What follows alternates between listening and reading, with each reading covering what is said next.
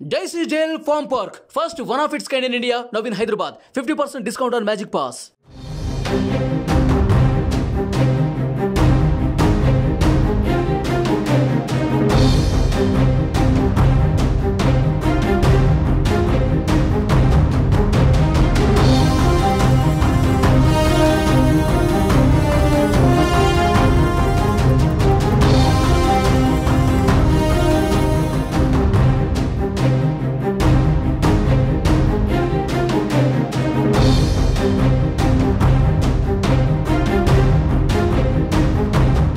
Narsapuram sitting MP Raghurama Krishnam Raju TDP పార్టీలో చేరగా ఆయనకు టికెట్ కన్ఫర్మ్ అయినట్లు తెలుస్తోంది.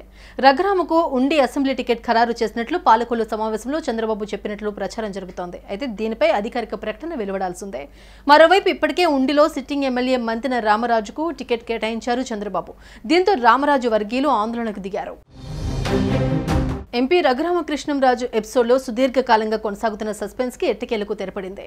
చంద్రబాబు సమక్షంలో టీడీపీలో చేరిన ఆయనకు ఉండి నియోజకవర్గం నుండి ఎమ్మెల్యే టికెట్ టీడీపీ కేటాయించినట్లు తెలుస్తోంది.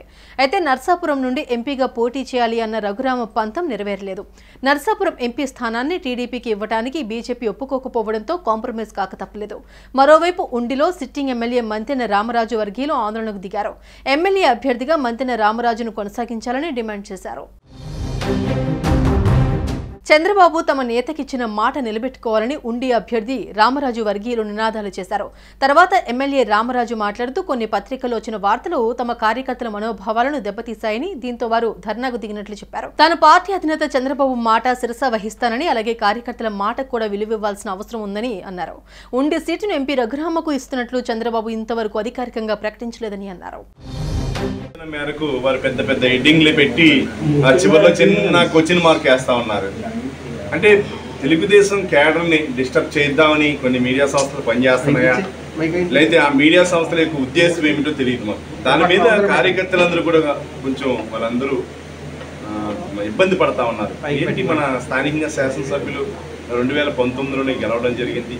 ఫ్యాన్ గాలిలో కూడా ఎప్పుడు తెలుగుదేశానికి తల్లి లాంటి నియోజకవర్గం. ఈ యొక్క నియోజకవర్గంలో ఎప్పుడు కూడా ఇబ్బంది లేదు. ఎప్పుడు కూడా తెలుగుదేశం పార్టీ యొక్క బలం కానీ, చంద్రబాబు నాయుడు గారు కానీ, ఎన్టీ రామారావు గారు కానీ, కళ్యాణ్ రామచంద్రరావు, శివరామరాజు గారు కానీ అందరం కూడా నీతి నిజాయితీ నిబద్ధత పనిచేయడం వల్ల ఈరోజు ఈ కాన్స్టిట్యున్సీని ఎప్పుడు కూడా సేఫ్ జోన్లో ఉంది. అటువంటి సమయంలో ఇలాంటి వార్తలు రావటం కార్యకర్తలు జీర్ణించుకోలేకపోతా ఉన్నారు. అదే జరుగుతూ ఉంది.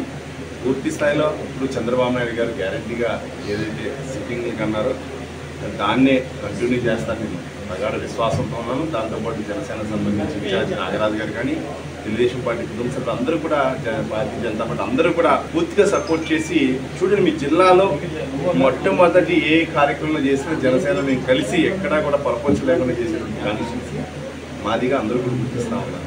దానికి కారణం ఆయన కూడా యాస్పిరెంట్ అడిగినప్పుడు వాళ్ళ ఆయన కూడా ఏం చెప్పారు, సిట్టింగ్ ఎమ్మెల్యే కాబట్టి మేము మీకు ఇవ్వలేకపోతున్నాం. ఆయన కూడా నచ్చ చెప్పారు. అదే నచ్చ చెప్పి నేను కూడా చెప్పాను. అలాగే ముందరికి వెళ్ళాం మేము అందరం కూడా.